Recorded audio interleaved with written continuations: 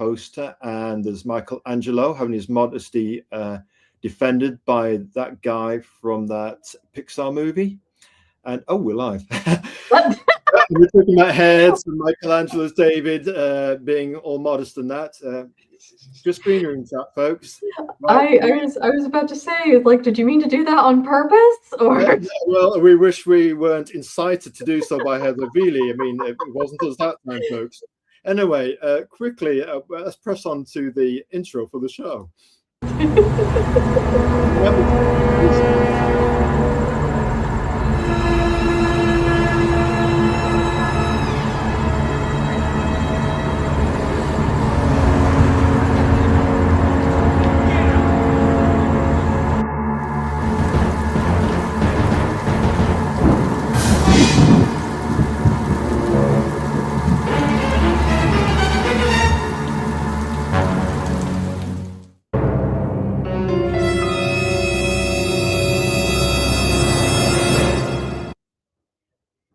Wow, that is very dramatic. Right then. Yes, what can we say? That is very, very dramatic. Very. Right, folks, we've just done a bit of green room chat, which will probably go down in an infamy with the reviews. Green room chat, got to do a bit of prelude. Oh God, that looks like a very interesting black and white piece of artwork there. Wonder what that belongs to. We've got to hit. Wonder. Yeah, wonder. And we've got to hit the go live button, which we have done. We haven't waited until 20 minutes and realized that we haven't done that. It was one of the blinding mistakes we did last year. Just the once, though. You learn from that sort of mistake. Right then, we've got our pod slippers back on, and here we go. Let's do a bit of intro. Yes, host introduction. We're back. Welcome to the 5 Pillars of Storytelling Live. Lena, not so Mina, and refocused. It's Azrael, Myth and Mood. There's us pouting down there. There's our new post 6K celebration banner from X. Now, Grace and Fire. Our next guest is exactly what indie comics needs. A poet, a writer, a blogger, an indie creator, and a Warhammer action figure collector. The ultimate geek lady. Heather Veley returns. Yeah. Hi. Hi there. Hello there. And yes, Heather Veley not only returns, but she's bringing Next Evolution 4 in tow with her.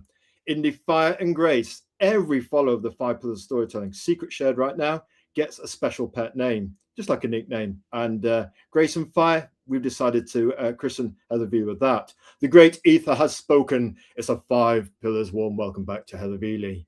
It's Next Evolution 4. And Heather Veley, a genuine pleasure it is to have you back. Heather Veley, no less. The Shrine, Pod 1 knocked it out the park with good humour and good cheer. Second pod was Obsession.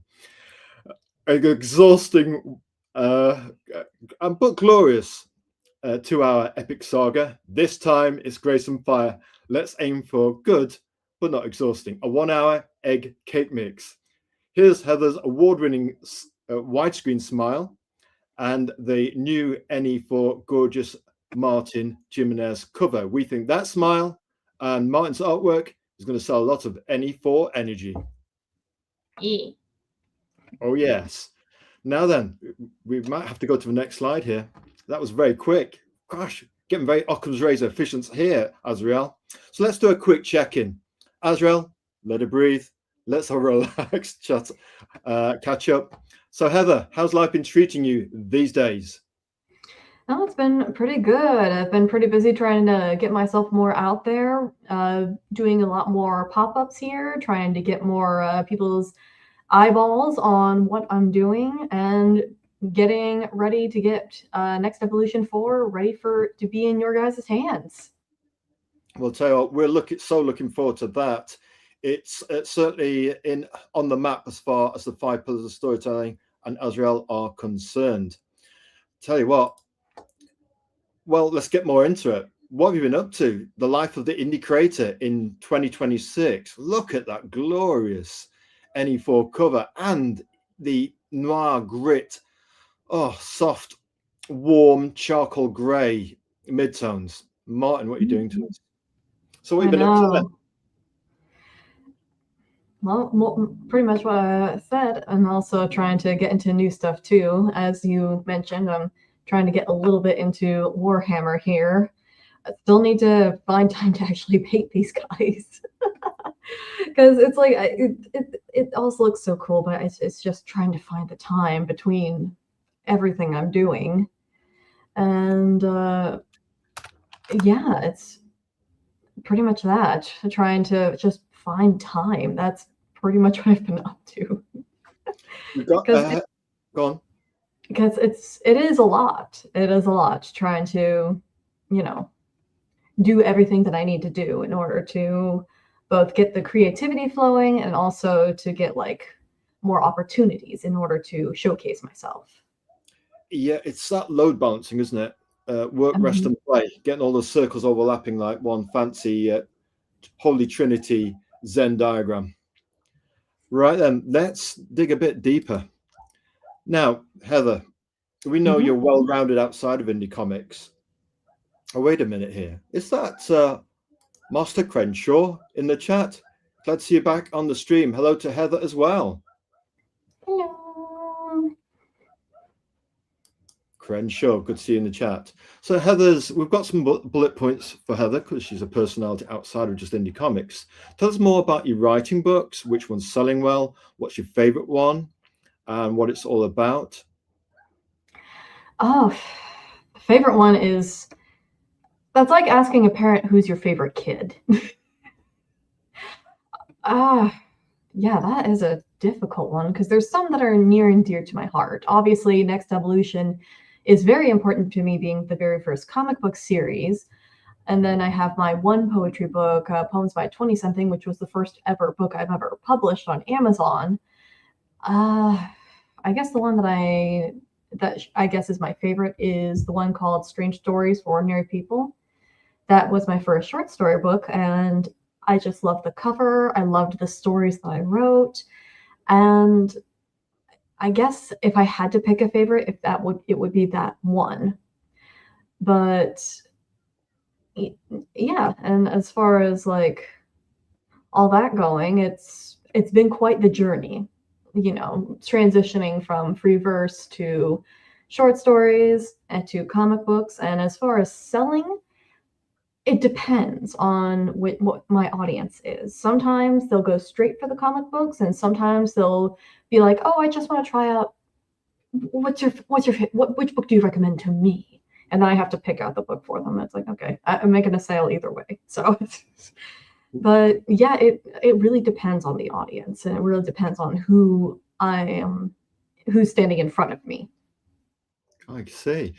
Okay, we'll come back to that a little bit more later because we're intrigued by it. Medium, you do articles there. We featured one of your anime articles and choices at the Five Pillars Anime Month. Was it back in January or so? And we caught, obviously, in preparation for this stream, we caught this little article here: the reality of being an indie author. Can you tell us a little bit about that reality, as you call it?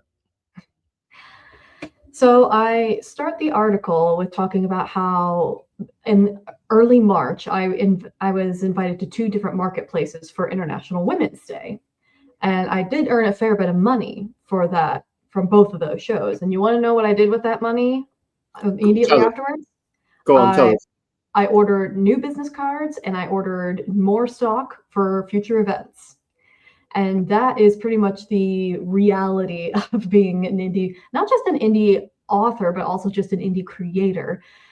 Every sale that you make has to be invested back into the business somehow. Either getting new equipment, you're finding new ways to market yourself, and it's basically a part-time job. And if you can do it, great, fantastic. But for a lot of people, it's a big commitment. It's a huge investment on multiple levels. And I even mentioned later on in the article, I don't necessarily blame anyone who gets to a certain point in being an indie writer, artist, whatever, and they're like, you know what? I can't do this on my own. Either they decide to take a indefinite hiatus or they decide to go into traditional publishing or the traditional ways of getting themselves out there. And I don't blame them because it is tough. It's a lot to deal with. If you're doing it all on yourself, and some people have very low gate teams of a duo or trio. Some have the whole traditional big two kind of production team to shall say help them load balance, and even then they're only making maybe a quarterly schedule at best with crowdfunding and so forth. So we hear you absolutely. What you're saying is deafening. Wow, just let that sink and rest for a moment. It's like I don't want to be a Debbie Downer, but that's just the reality of it. And I guess the best advice I could give to anyone who wants to be an indie creator is, for the love of God, do not quit your day job. Just because you become an indie creator, do not quit your day job. Make sure that you have a good consistent schedule and you remain your discipline, but make sure you are taking care of you first. And you are taking care of first. Because if you're not taking care of yourself, your art is going to suffer. That's an excellent lifestyle bit of advice there. You know, make sure you're getting your sleep, your food, your exercise. Go out, touch some grass, go and see some sun at least twice a day. You know, you get wrapped up in blue light and just being trapped in your home, which can become a prison if you're not careful, a creative prison, and then everything suffers, like you say. That is liquid gold advice there. Well, now it's tradition on Pod and 2. We couldn't resist one. It's up for a redraft, but we're not so sure. This one's called Modern Bohemian. And no, we're not going to read this out. Heather's next bullet points is poetry. And she says down here on her blog on X, probably going to rewrite this, but this is the result of listening to New Age records for 2 hours. Hey, Clan and Enya over here, and Claire Hamill, if you want to listen to a bit of that, Heather Veley. Could you just do us a wee favour, Heather Veley, and please read out your poetry? It's a little hard to see on the screen, so I'm going to have to dig it up on my end, which will take only a minute.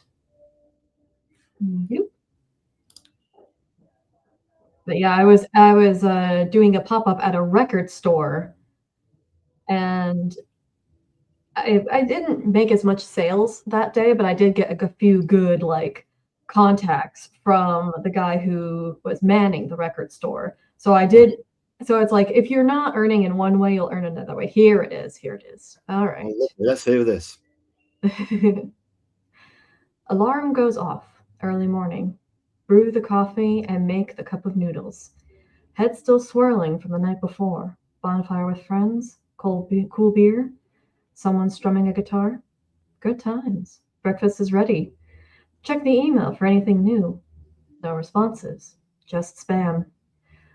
Go to the Word document to do some editing. Check the time.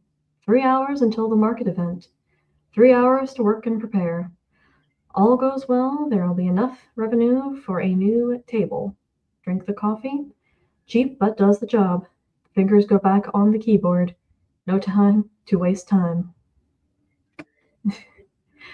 And I got inspired by that because I was talking with the record store guy, about the bohemian lifestyle.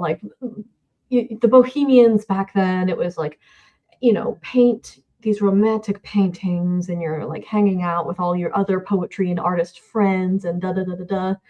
And it's just what does a modern bohemian look like these days? And I think I do match that description of a modern bohemian, because bohemian by definition means something more atypical, an atypical lifestyle, more of the creative lifestyle. And the bohemian lifestyle from yesteryear compared to today, a lot of similarities, but it also looks very different. First of all, it's nowhere near as romantic as it was back then, or maybe it will be romanticized 50 years from now. But it was just me thinking, the bohemian nowadays is eating a cup of noodles, checking their business reports, making sure that all the T's are crossed and I's are dotted, and trying to, find new opportunities to sell their work so they can be able to keep funding what they're doing.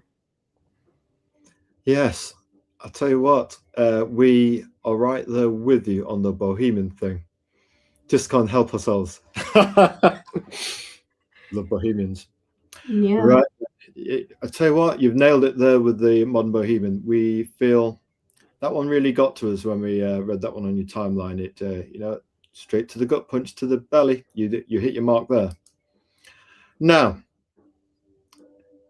Heather's bullets, we come to the next one, the grind, which we've hinted at so far. Mhm.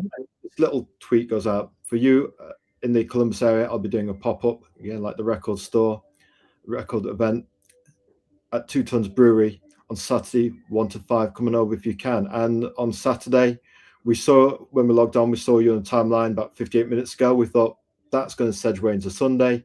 Retweet it. Boom. There you go. Support the book. We want the book to be successful. We're invested in it emotionally and financially. So, of course, we want you to do well. So tell us about the grind. Come on, let's feel this grind. So essentially, what I did in the previous years is I heard about like book fair events, and I would message them. I would pay a table fee and just sit and wait until the event happened.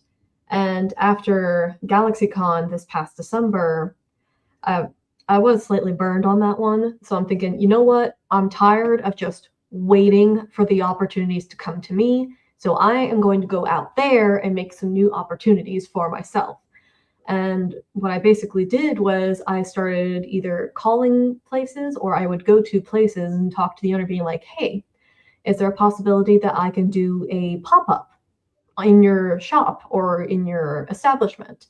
And if they say no, fine, I'll just find somewhere else. But if they say yes, we then negotiate the terms of my pop-up, like what time are we thinking, and if there's going to be a commission, because sometimes they'll ask like 25% of your revenue for that time period.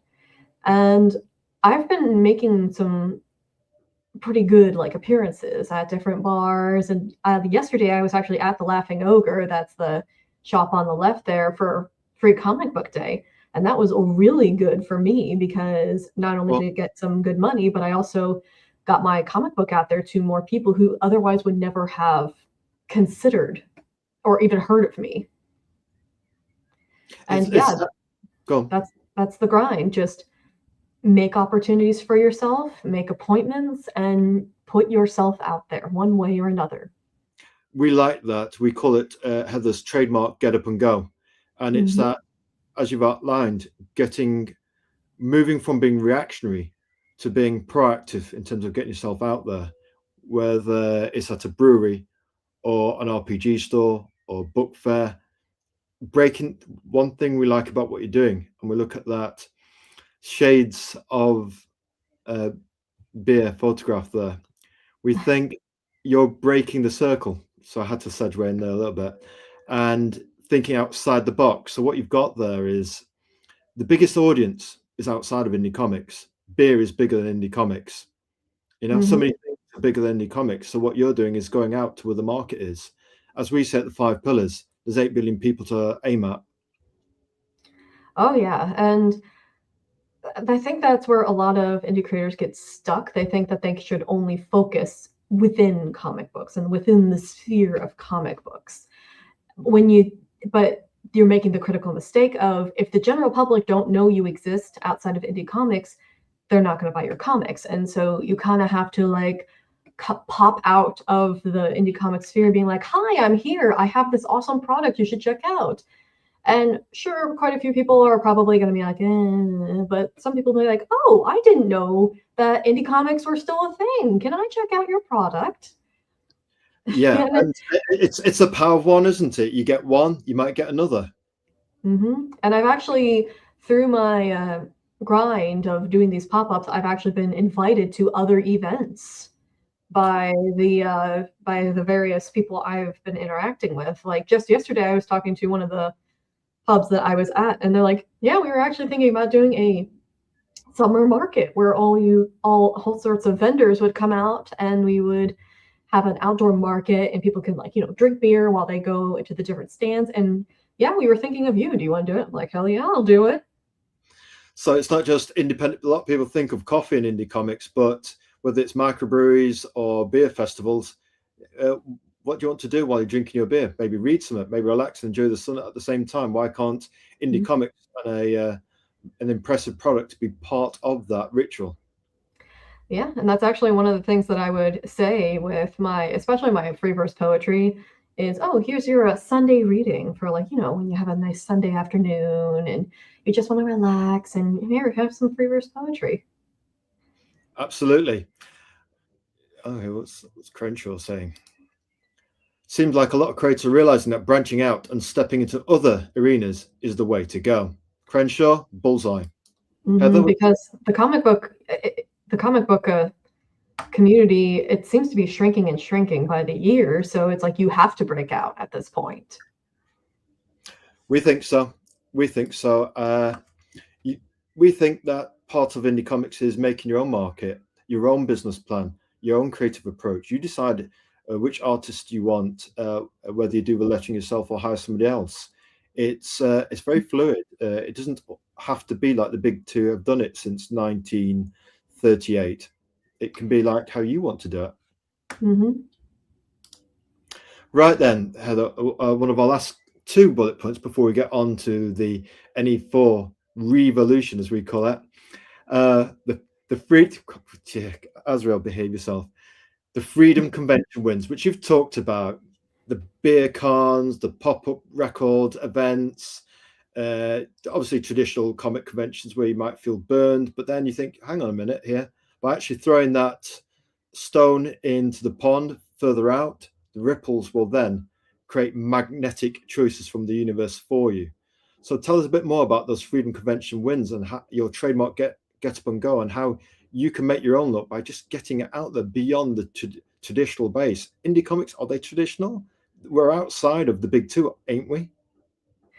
Well, I think that is the beauty of being independent. There are a lot of drawbacks of indies, as I previously mentioned, but the beauty of it is you set the terms of how your product gets out there. You set the terms of what your product's going to look like, and you set the terms of how you're going to get it done.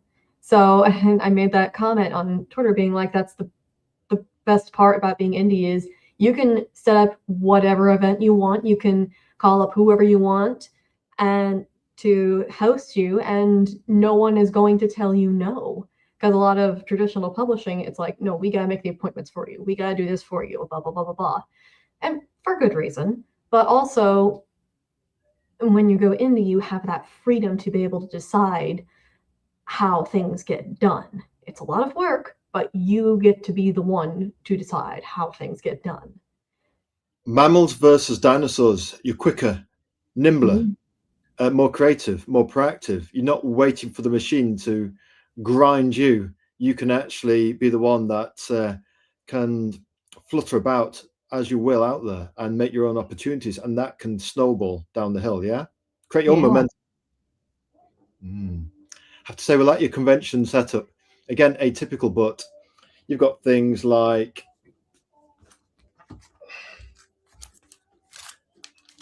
these. Display. Couldn't resist. We suddenly thought today, hang on a minute, wouldn't it be good to actually show Heather's product? Let me see if there's full screen. Get the right one. Here we go. We've got this one, which is number one. That's the one that we saw on Indiegogo.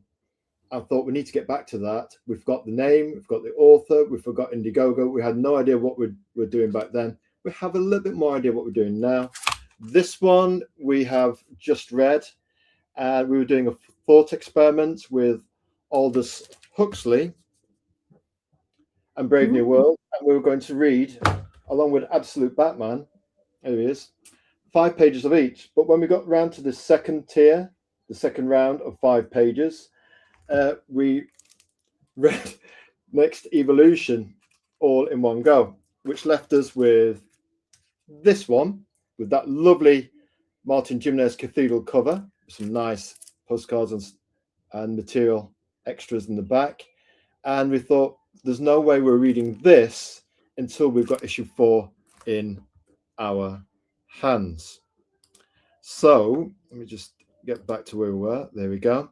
And so, yes, they are nicely packed. Still in mint condition. We've been very careful with them. And by the way, your handwriting for the poetry, when we saw your handwriting on the box, we remembered your poetry handwriting, thought, that's Heather's handwriting. This is what we're for this Christmas. Yeah, I Right do. then. I do have Well, a very distinct handwriting style. hey, you haven't seen us trying to sign into a place. It looks a cross between a doctor's handwriting, a train wreck, and an artist's writing. It's very interesting. Like copper plate, but with the steamroller that's gone over it. Right then, final of the bullet point, recent case. We couldn't resist this. This is where you seal the deal as the Ultimate Geek lady. The fifth pillar of storytelling is toys. Tell us all about Warhammer, which we know nothing about. Tell us all about action figures. Just tell us about Warhammer, please. I'll do my best because I'm still very much a baby in Warhammer myself. So I'm sure pretty much everyone knows what Warhammer is, but it's a very big franchise that started as a tabletop game. It's a war game, basically, with lots of elements of sci-fi and fantasy mixed in there. It's a very big melting pot of all of the fantasy stuff from the 80s. And there are certain aspects of Warhammer where you can definitely tell that it was created in the 80s. But the main flagship face of the Warhammer series is the Space Marine, which is the dude on the left there, who is a Black Templar Space Marine. And they're big guys in armor who shoot guns at Xenos or aliens, traitors, all that jazz. And then, yeah, that's pretty much it. And you can play as a Space Marine. You can play as a Traitor Chaos Space Marine. You can play as one of the various Xenos in that world. So Tau, Eldar, Tyranids. It's a very, very, very big universe. And there's multiple facets. And I forgot the orcs. The orcs are very funny.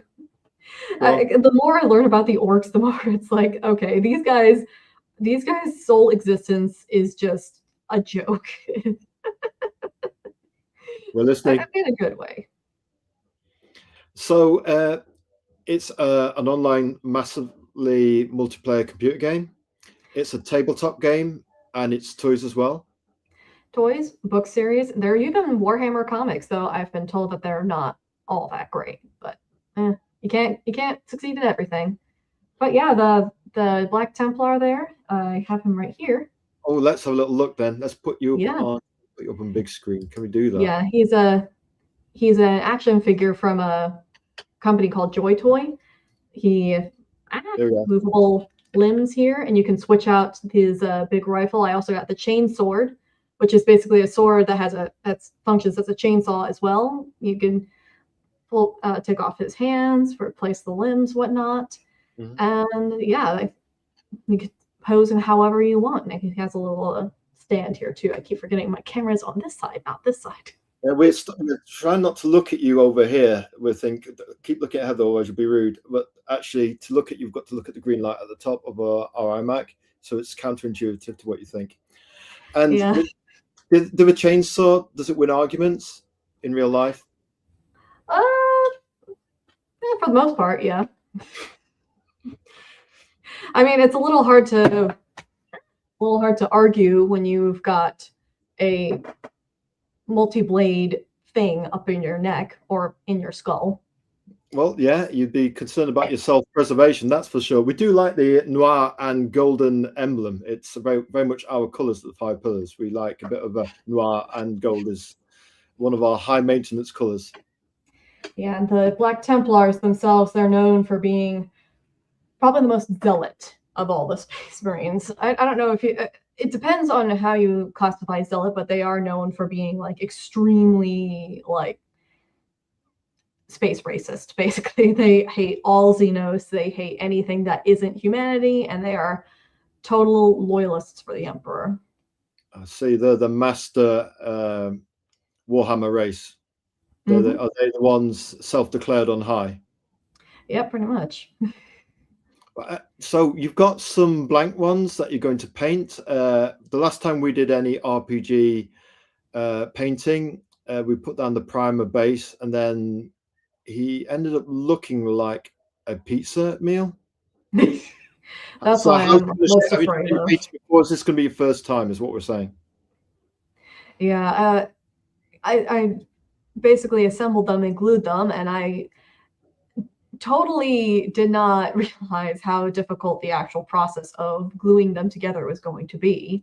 But I managed to get them all glued together, and I have the primer on, and the paints are just right over there. I just need to get the paint on the figures. That sounds like easy to say, perhaps not so easy to do. Have you got the Well, microscope? Have you got like a magnifying glass so you can actually see what you're doing at that scale a bit better? no. Or are you going to do? You're going to blag it? Are you going to do some blag painting? I don't know what I'm going to do. I think I'm just gonna. I've long accepted that these minis are not going to make it onto the tabletop anytime soon. So they're going to be. They're going to be my practice boys. The casualties of Warhammer. Yeah. Right then, that sounds poised for victory. Maybe. Right then, let's move on to the heart, the myth. Next, Evolution 4. We're going for the deep dive. We are crazy about this series, Heather Veley. Tell others why they should be crazy about this modern myth and its own idiosyncratic mood. Well, it's a very big story, and it's about trying to take down a corporation who has been doing nefarious things for decades and decades and harming generations of people. And with Skylar being not the latest, but she is one of the affected, and she wants to make sure that no one else has to go through the hardships that she went through. So it's a story about fighting back corruption. It's a story about finding allies in places that you least expected. It's a story about learning how to work together and for a greater good. And yeah, and issue 3 definitely landed on a victory for her, at least, but she still has a long way to go in order to finally hold the people who caused all this pain and suffering to account for what they did. We like it. It sounds like a dark conspiracy and one that didn't have people's consent. And Oh, we certainly know all about that from our time in the Darkness Wars. But we shall move swiftly on from that period of time from a few years back and share something very personal. Just the one, there's a few personal reasons why we like Next Evolution. This is one we can share. Next Evolution takes us back to a little comic strip called The Leopard from Lime Street. And it takes us back to the pages of Buster, which was a weekly comic. British comics were anthology based, black and white, cheaply made, cheap newsprint, the matte cover, no gloss, no interior color, and a few pennies per week. And this was the story that really captured our imagination. It was noir grit, just like Martin Gimenez artwork.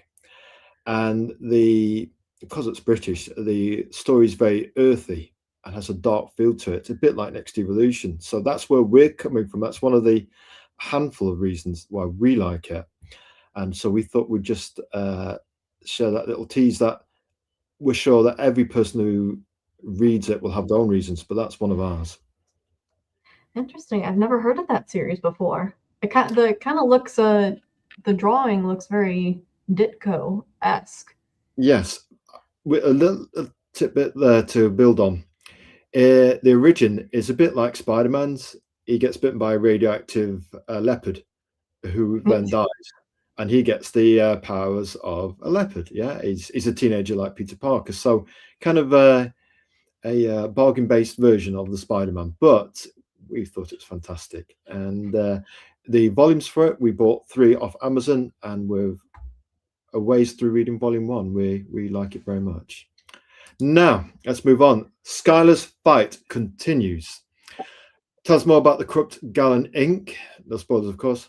Rager powers, noir-drenched action, And again, just look at Martin's charcoal noir black and white art. It just is seductive on the eye. Tell us more, Heather. It is, yeah. That's what I like most about his art style, the way he's able to make it look very like mysterious, and it does look bleak, but when the heroic moments hit, they really hit. But when it comes to like a corporation like Gallon Inc., I was mostly inspired by the thalidomide incident that happened way back in the 60s, where this corporation came out with this wonder drug that ended up deforming small babies because their mother took the medication not knowing it would cause birth defects. And they had apparently known for a little while that it was causing this, but they wanted to just push their product forward because they wanted the profit. And it almost came to America, but it got stopped. And once everything finally blew up in their faces, they had to admit, oh, yeah, we are doing this. So they basically were doing the same thing as Gallon, where they did the test, they fed the medicine to a rat, and the rat didn't die, therefore it's safe, which is ludicrous logic. But they basically used the public as their own personal petri dish to test their product. And that's basically what Gallon is doing. But they are also working with the US government because they're trying to develop basically a medicine that would forcibly evolve people into like a higher species. And they don't really care if it's hurting the public at large, so long as they are getting their funding and so long as they are at least getting some results one way or another, figuring out, okay, is it working yet? Is it working yet? Is it working yet? And it's a different kind of evil, I would say. It's a kind of mundane evil where it's like they're not doing it because, oh, wahaha, I'm evil and I want to control the world. They were doing it because they want their bag. That's the best way I can describe it. Yes, corporations and governments working hand in glove. The very idea. Mm-hmm. Now, working with Martin Gimenez, the lumen noir expressionist. Collaboration magic, chemistry, oh hell yes moments, as looking at the page over there, and any fourth interior page. Tell us more. We see your tweet down there. Your tweet, currently working on Next Evolution 4. And for some reason, this is the page that amused me most. I love how I wrote Julian in this issue. Yeah, you're not gonna. Most of his development is going to be happening in the later end of this issue, but I just love how Julian comes across as both. He's super passionate, but he's also like super casual at the same time, and he is not afraid to just swear up a storm, even when other people are calling him out on it. Like he's just doing what he's doing, and he's also very easy to convince. Once you convinced him that you're on his side, he's like, all right, fine, you're helping us out then. All right, cool. But I just really liked, I don't know why, but I just really liked this page. Specifically just with the interaction with Julian and Skylar and Zane there. Because it's just a very funny one for me. It's those peak moments you get as a creator that make it all worthwhile, yes? Yeah. And Martin does a fantastic job of just bringing it to life. It's that synergy, isn't it? When you get a special creative chemistry with a writer and an artist, and you're both creating something more than the sum of the parts, it's a wonderful thing. And you get to be on the inside at those peak moments where you think, yes, this is what we're aiming for. It's that creative target. Think, how do I want my book to look? If you like this page, then maybe that's it. Yeah. How's it going with Martin in terms of last few pods? You indicated that it took a while to get going, but once you did, it's almost like you get attuned to how one another thinks and how you compensate for one another, and it becomes like your mind, my mind is one, like Spock and the person he's mind melding with. Well, you have to keep in mind this is my very first comic book series, so I had not I didn't really have much experience. I knew I had experience writing, but I did not have experience creating comic books. So this series is the first time of me writing a comic book script.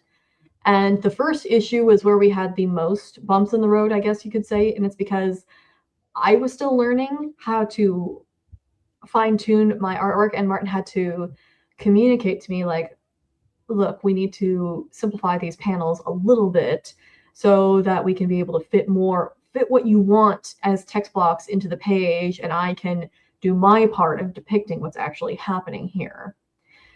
Because I had all these like fantastical ideas of what I wanted the page to look like, but it wasn't feasible for him to do because it was too crowded. There was just too many words going on, and obviously you need the words in order to communicate, or for the characters communicate with each other, but my word balloons would be just massive, and he wouldn't be able to both depict the scene and have the word bubbles there. So it took some fine tuning for me to strike that balance of the visual and the text. That classic less is more, and you can see that there's plenty of balance now between the words and the art. It's the whole thing, the backgrounds, they breathe together in harmony. You know, it seems like it really struck that harmonious creative working relationship, which to me looks pretty peak there. To me, to us it's just something that we want to read, but we're going to have to say this one. Otherwise, we're going to we don't do pressurizing indie comics creators. We try and treat them like a box of high cocoa dark chocolates, that you wouldn't eat a whole box of dark high cocoa chocolates all in one go. So we try and savor the series, so there'll be no pressure from us as to when NE4 drops, although we are looking forward to it, Heather. We're getting there. We're about halfway through right now, but we're getting there. Halfway through, that sounds exciting. There we go. A little snippet there, folks. Halfway through. Gosh, can't wait. Right then, tell us more about issue 4. No spoilers, just the fire and that gorgeous noir art without the colour this time, Martin Gimenez. And we just had a thought out loud. Wonder if we'll have a noir edition cover variant. Just had that idea in our heads. Anyway. Martin has been asking if I wanted to do like an alt cover, so maybe that's something to consider, because he wanted to do the alt cover during the last campaign, so maybe that will be something to consider. But issue 4 is basically when, after Skylar makes a new alliance, and her and Julian are now trying to like solidify, okay, how exactly are we going to do our plan of attack? And as you saw in those pages, stuff happens, and Galen tries another underhanded tactic because they lost one contract with the group that they were going to plan to, get them to do the dirty work for them. And so they have to figure out another way to get their dirty work done. And it does throw a bit of a wrench in Skylar and Julian's plans, because it's like we've had to hack into their system. We have to deal with the East End boys, and now Galen is pulling this shit on us now. Because again, Galen really does not care so long as they are getting their bag, and they don't care if they are pulling any underhanded tactics. So it's just like another roadblock for them that they have to deal with here. And it also is going to have a little more development with Mateo and Victoria, who are two characters who are on the side of Galen, but they have their own reasons for siding with Galen, but they're not totally on board with what Galen is doing. Double agents, possibly. We're just speculating there. We'll see. Mm-hmm. Now, just the noir charcoal edition. Sorry, it just came to us. Right then. We'll see. We'll see on that one. We had the Moonlight. Who knows what comes next, folks, for variant NE4 cover. Now, the broader creative soul, from poetry to rager-powered noir comics. Questions. A few more. What keeps you going as an indie creator? Is it the response to what you've done so far? and that the more you go outside the circle, the more attention you seem to be getting. I guess. I mean, it's not just like the attention and the money. I mean, what ultimately keeps me going at the end of the day is just being able to create in the first place, because I love writing. It's my passion. It's what I want to do. And so I know that I would love to eventually get to the point where I'm comfortable enough to be able to quit my day job and just be a writer full time. But at the end of the day, what keeps me going is this is my passion. This is what I want to do. And though as hard as it can be sometimes, I can suffer through the hardships so long as I am doing the thing that I've wanted to do ever since I was a teenager. That's the perfect answer.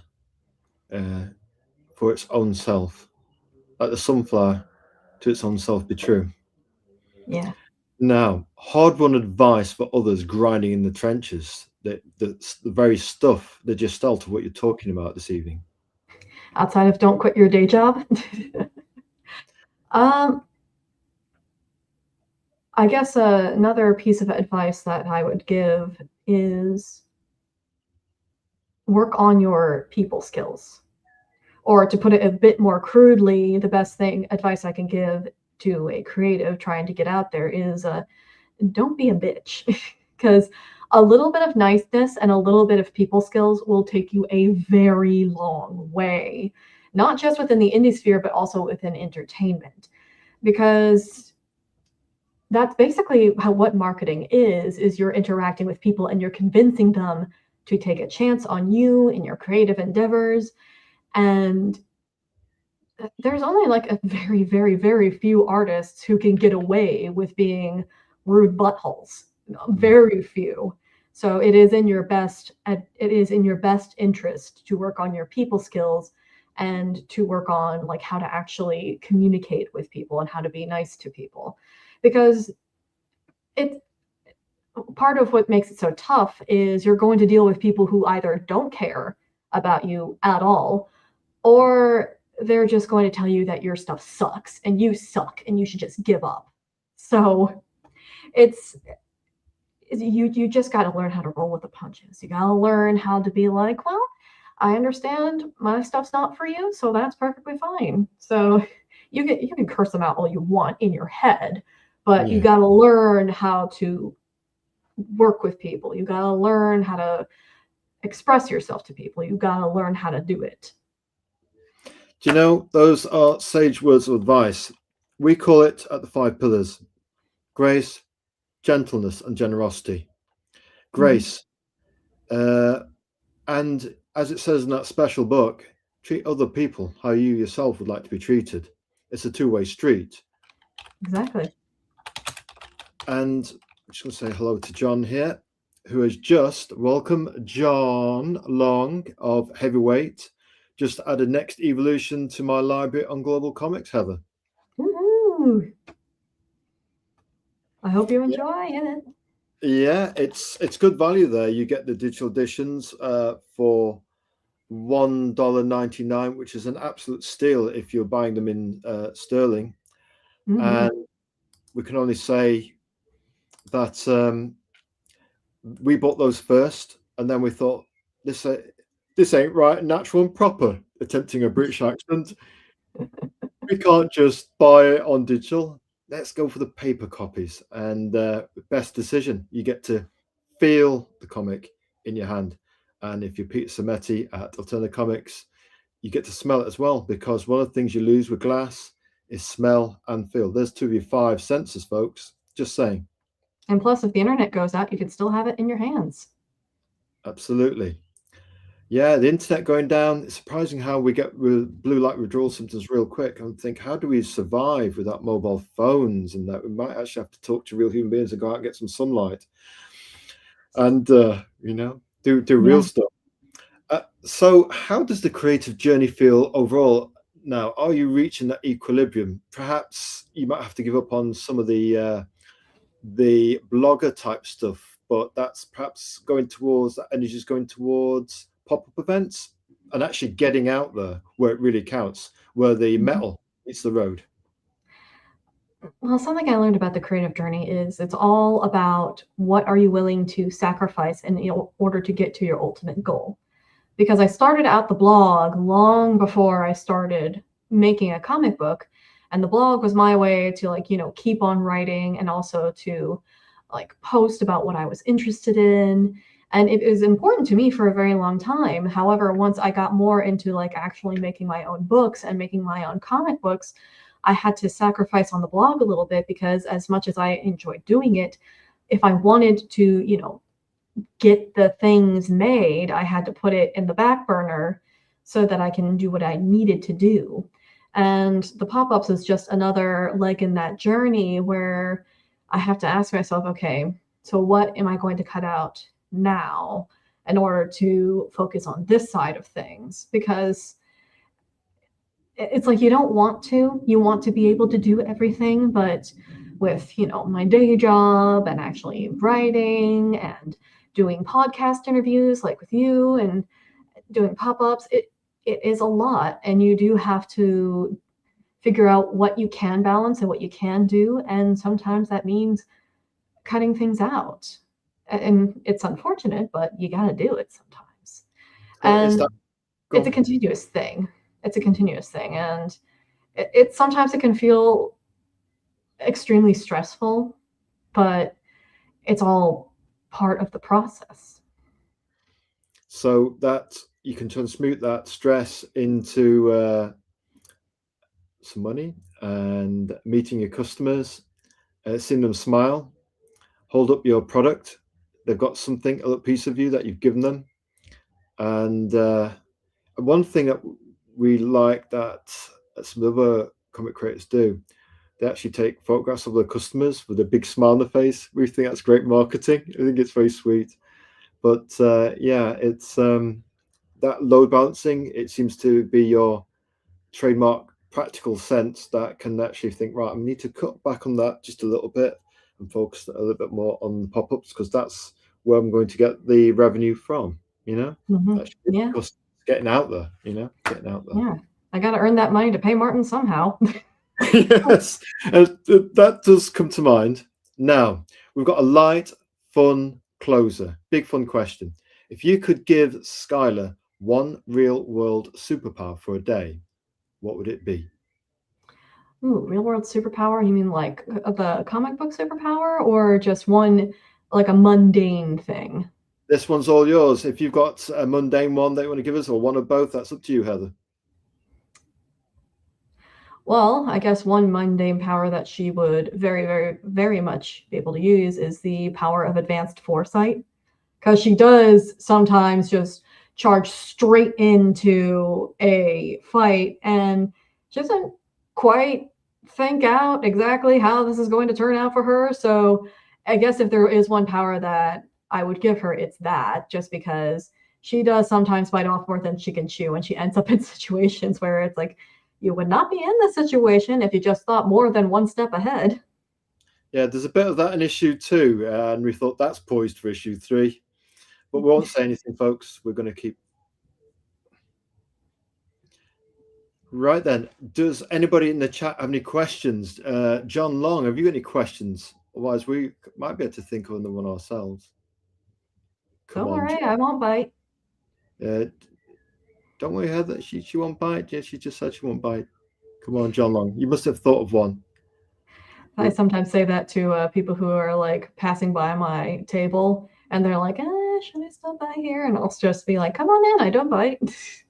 While John Long's cooking up one, I'm probably having a little think. And Crenshaw's doing the household chores. We know he does those on Sunday. But he's listening. We can hear you listening, Crenshaw. We've got a few. First of all, let's say issue 4 gets done. It's halfway through. You get issue 4 done. We're going to ask the question. It's almost obvious.